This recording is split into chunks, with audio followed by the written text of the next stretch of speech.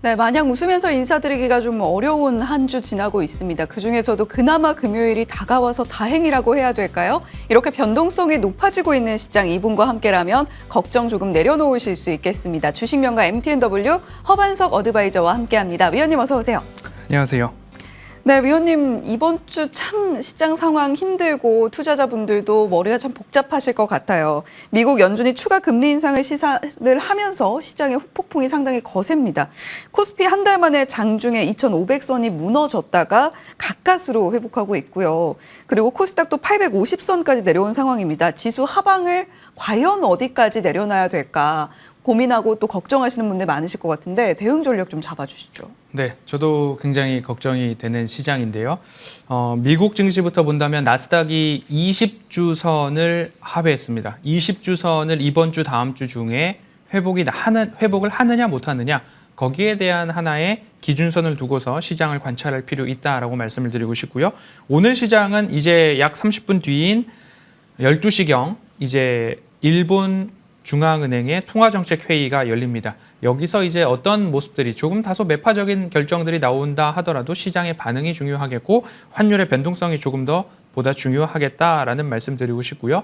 현재 외국인들의 선물 모습을 본다면 매수로 전환했다가 매도로 전환했다가 선물 시장에서 외국인들의 방향성이 아직 확정되지 않았다라는 점을 감안해 볼 때, 그리고 또 한 가지는 지난주에 제가 이런 말씀을 드렸습니다. 외국인들의 선물 누적 매수가 3조 600억 원을 넘어가고 있는 상황 속에서 그러면 이것이 추세적으로 외국인들의 선물 매수로 이어질 것인가?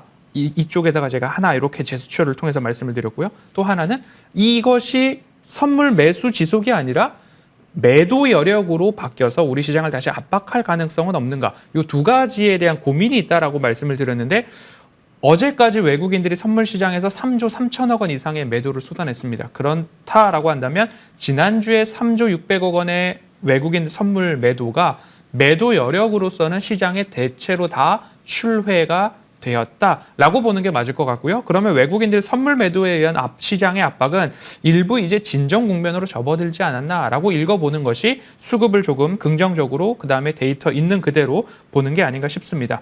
시장의 코멘트, 그다음에 시황에 대한 이야기를 드릴 때에 제가 지난해 10월 저점을 찍을 때에 이런 말씀을 드렸습니다. 9월 마지막 거래일에 우리 VIP 방에 계신 분들과 10월 첫 거래일에 노란톡 오픈 채팅방에 계신 분들께 저는 22년 10월에 이달의 캐치프레이즈를 긴 호흡과 큰 그림의 시작점이라고 정했습니다. 왜냐하면 외국인들이 7월 달부터 지금까지 꾸준하게 매도가 아니라 매수를 이어오고 있기 때문에 이 정도 매수를 했다면 시장의 반등도 감안해 볼 수 있을 것입니다. 라는 이야기를 드리면서 저는 여기서부터 반등에 대한 긍정 전망을 가지고 시장을 보고 싶습니다. 라는 안내를 드렸고요. 그때 당시에도 제가 마찬가지로 그렇다면 저는 어디에서 의미 있는 기업과 의미 있는 비중과 의미 있는 수익을 도전할 것인가? DI 동일이라는 기업을 그때 당시에도 말씀을 드렸고요. 방송에 출연할 때마다 11월 18일, 5월 31일, 그리고 8월 4일, 지난해 한 차례, 그리고 올해 두 차례. 매수가는 첫 번째로는 약 17,000원 언저리에서 두 번째로는 모두 다 21,000원 언저리에서 매수 단가를 보면서 지수가 저점이고 추세 하단에 있는 종목들 중에 그렇다라고 한다면 지금 자리에서는 의미 있는 기업을 찾을 때 이 기업 같은 경우에는 굉장히 저평가다. 자산주, 성장주, 가치주의 면모를 모두 다 갖고 있다라고 말씀을 드리면서 처음으로 22년 11월 18일경에는 방송에 소개를 드리고 그리고 나서 VIP 가족방 분들도 같이 방송에 따라서 매수를 들어갔던 종목입니다. 그런 다음에 자 화면으로 통해서 제가 비춰드리면요. 한 3월, 4월 언저리경에 여기에 고점이 나왔습니다. 고점이 나올 때 제가 AS를 드리면서 수익 실현 관점에 대한 이야기를 드렸습니다. 왜냐하면 추세 상단에 접했기 때문이죠. 그리고 나서 제가 5월 31일 날 방송에서 어떤 말씀을 드렸냐면 사실 DI 동일은 VIP 가족반 분들도 함께 매도에 참여한 종목입니다. 그런데 추세 저점이 나왔기 때문에 저는 이 종목을 공개 방송에서도 우리도 같이 매매했다. VIP 가족반 분들께도 좋은 종목이니까 같이 말씀을 드리고 우리 모멘텀 투자 허반석의 작전 리포트를 시청하시는 분들도 저는 분명히 저점 구간에서 수익을 보셨으면 좋겠다라는 진심 어린 마음으로 소개를 드린 종목이기 때문에 이제부터는 모두가 다 함께 위아더 월드 다 같이 수익을 도전해 봅시다. 5월 31일, 8월 4일까지도 추세 저점에서 말씀을 드렸습니다. 그리고 나서 어제와 그저께 해가지고 3만 원 선 위로 올라오는 선 나왔는데요. 그러면 다시 한번 제가 이 자리에서 어떤 말씀 드릴까요? 24,000원, 5,000원의 첫 번째 목표가를 달성했던 이 구간에서는 제가 여러분 소액주주 운동이 진행되고 있는 것 같습니다. 24,000원, 25,000원 문제가 아니고요. 조금만 더 지켜보시면 좋겠습니다라는 AS를 드렸습니다. 그리고 나서 지난주 수요일경에는 여러분 시세가 꺾이지 않는다면 절반은 수익 실현해도 좋지만 절반 정도는 남겨놓으시는 것도 나쁘지 않겠습니다. 그리고 3만 원 돌파했죠? 그럼 오늘 같은 경우에는 제가 AS 이렇게 드릴 수 있겠습니다.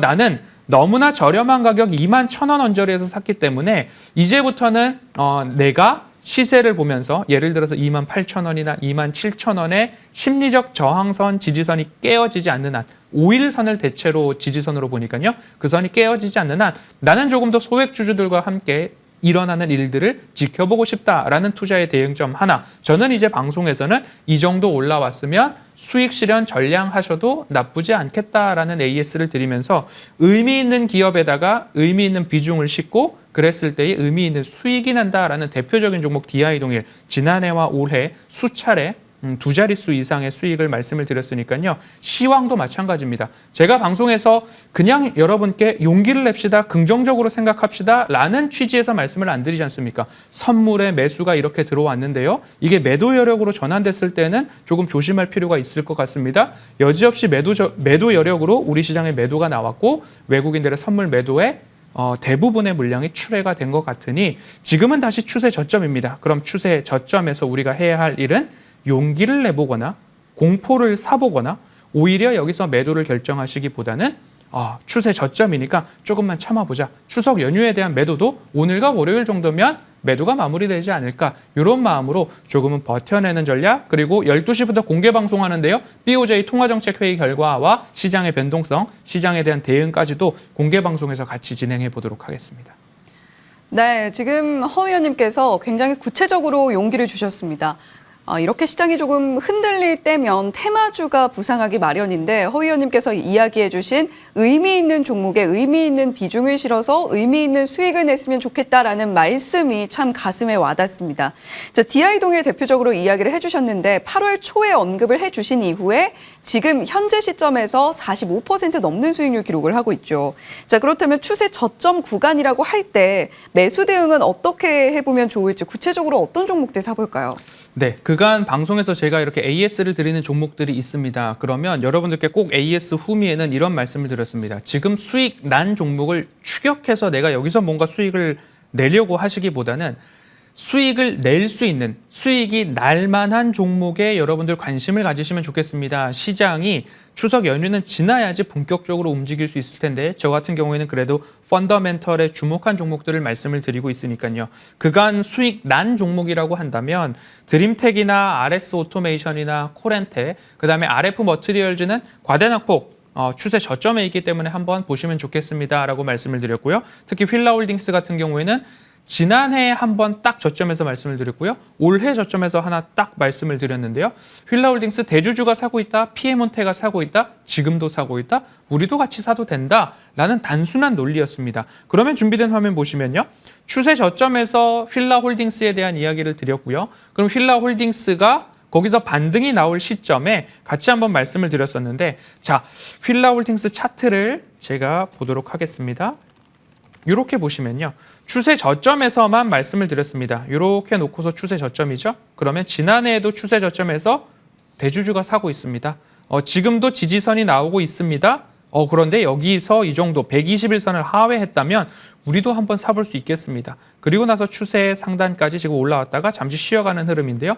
이 부분에 있어서는 최대 주주가 사고 있다는 것에는 배당에 대한 주주가치 재고에 대한 부분들도 감안을 하고서 보셔야 되기 때문에 오를 때는 같이 좀 홀딩하시고 거래량을 동반한 매도가 강하게 나올 때는 매도에 동참하시면 되는데 지금은 시장의 흔들림이지 기업의 펀더멘털이나 기업 자체의 수급으로 흔들리는 것은 아니다라고 말씀드리고 싶고요. 두 가지의 축을 말씀드렸습니다. 한쪽은 반도체, 한쪽은 실적. 이번에는 이렇게 말씀을 드리는데요. 반도체에 대한 이야기 이번 주 내내 드리고 있습니다. 삼성전자, SK하이닉스는 물론이거니와 그리고 아비코전자, 원익 IPS, PSK 같은 경우에는 이번 주에도 작전 리포트, 모멘텀 투자에서 꾸준하게 안내를 드리고 있는 상황이고요. 그리고 또 한쪽의 축인 실적주죠. 실적주 관련해가지고는 CS윈드와 JYP엔터, HPO 오리온이나 LS와 같은 종목들 같은 경우에도 모멘텀 투자에서 꼭 짚어드린 이야기입니다. 제가 방송에서 반도체와 실적주를 보시죠 라고만 딱 끝내버리면 뭐 그렇게 얘기를 했겠지라고 하는데 종목에 대한 얘기도 꼭 드렸습니다. 이런 종목들이 앞으로 어떻게 될 것이냐. DI동일과 ISC, LS일렉트릭, LS전선 아시아처럼 그간의 저점에서 말씀드렸고 공략 지점 말씀드렸던 것처럼 시장의 움직임이 바닥에서 반등을 할 때마다 이런 반도체와 실적주들에 대한 부분들 꼭 챙겨보시면 좋겠다라는 말씀까지 전해드리고 싶습니다. 네, 이번 주 허 의원님께서 반복적으로 언급해 주시는 키워드 두 가지가 바로 반도체 그리고 실적입니다. 자, 이 두 가지 축을 가지고 간다면 우리가 흔들리는 시장에서도 점차적으로 수익을 누려볼 수 있는 의미 있는 종목에 의미 있는 수익 만들어낼 수 있지 않을까라는 생각이 드는데요. 자, 허반석의 모멘텀 투자 오늘은 어떤 종목 가지고 오셨는지 바로 만나보겠습니다. 자, 어떤 종목일까요? 오늘은 동진세미캠입니다. 앞서서 말씀해 주신 반도체와 실적 두 키워드 중에 이번에도 반도체가 겹쳐져 있습니다. 자, 동진세미캠 자세한 투자 포인트 들어볼까요? 네, 동진세미캠 이제 지난 시간에 제가 포토레지스트, 감광액이라는 이야기를 드렸습니다. 그리고 반도체를 보실 때에 중요한 키워드 몇 가지를 말씀을 드렸는데요. 고단화, 미세화, 여기에다 EUV, 그다음에 CVD 이야기 말씀을 좀 드렸습니다. 이런 것들을 볼 때에 감광액을 공급하는 기업은 어디인가 한다면 우리나라 국내 유일의 감광액 공급 기업은 동진세미캠입니다. 그렇기 때문에 20년도부터 21년도, 22년도 모두 다 추세, 상승세가 좋았습니다. 올해도 실적이 좋을 것으로 전망이 되고 있는 상황입니다. 지금 화면에 보시듯이 추세 저점 구간이 다시 돌아왔기 때문에 이 자리에서는 시장의 흔들림을 이용해서라도 우리가 포트폴리오에 담아 놓아야 되지 않을까라는 말씀을 드리고 싶습니다. EUV PR, EUV 감광액 공급은 일본 기업들이 대부분 다 차지를 하고 있습니다. 일본의 JSR이나 TOK 같은 경우가 전 세계 시장 점유율을 잘 잡고 있는데 우리나라에서는 동진세미캠이 감광액에 따라서도 KRF, ARF, EUV 이렇게 미세화에 따라서 감광액의 종류도 달라지는데 우리나라 동진세미캠이 이 세 가지를 모두 다 공급하는 국내 유일의 기업이다라는 점 참고해 보시면 좋을 것 같고요. 미세화, 고단화, 적층, EUV, 감광액 이런 이야기들을 할 때에 동진세미캠은 꼭 보셔야 되는 종목이다. 그리고 지난주에 말씀드렸던 이 감광액이 다 붙고 나서 이 과정을 거친 다음에 감광액을 지워버리는 파티클을 제거하는 기술 쪽에서도 유의미한 이야기가 있을 만한 기업 하나 더 PSK 말씀을 드렸으니까요. 반도체를 조정 시에 담아놓자라는 말씀 드리고 싶습니다. 매수가는 32,500원 아래에서 매집의 관점으로 보시면 좋을 것 같고요. 1차 목표가 4만 원, 손절가 31,000원 말씀드리도록 하겠습니다. 네, 동진세미캠 반도체와 실적 반드시 챙겨가면서 역시 챙겨가야 할 종목이다라고 기억을 해두시면 좋을 것 같습니다. 가격 라인도 함께 제시해 주셨으니까요. 대응 잘해보시면 좋겠고요. 위원님 오늘은 방송 끝나고 바로 공개 방송 있으시죠? 그렇습니다. 변동성을 기회로 좀 활용해 보셨으면 좋겠고요. 지금 추세 저점에서 용기를 한번 내시면 어떨까라는 말씀드리면서 반도체주와 실적주에 대한 이야기 그리고 일본의 BOJ 통화정책회의에 대한 시장 대응 전략까지도 실시간으로 함께 다뤄보도록 하겠습니다. 네, 대책 없는 용기가 아니라 근거가 있는 용기 허 의원님과 함께하는 무료 공개 방송에서 또 얻어가시면 좋을 것 같습니다. 지금까지 주식명가 MTNW 허반석 어드바이저와 함께했고요. 오늘 이슈앤뷰는 여기서 마치겠습니다. 시청해주신 여러분 고맙습니다.